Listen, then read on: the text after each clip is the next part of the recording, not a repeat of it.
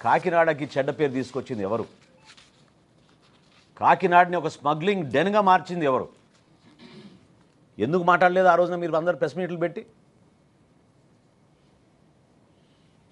ఎవరు మీ బాసులను ప్రశ్నించినప్పుడు ఇప్పుడు అర్థమవుతుంది మీకు ఎవరు మీ బాసులు.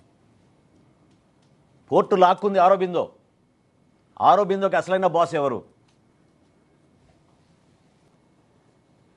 గతంలో కూడా బియ్యం ఎగుమతులు జరిగినాయి, కానీ ఈ స్థాయిలో ఇప్పుడు జరగలేదు.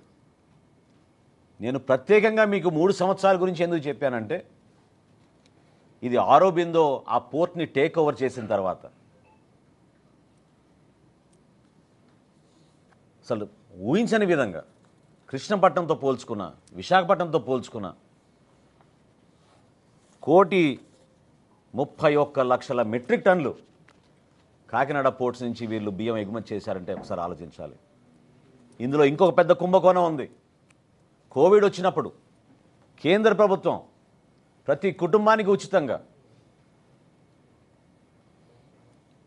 బియ్యం సరఫరా చేయమని ఆదేశాలు జారీ చేసినప్పుడు దాదాపు 6,300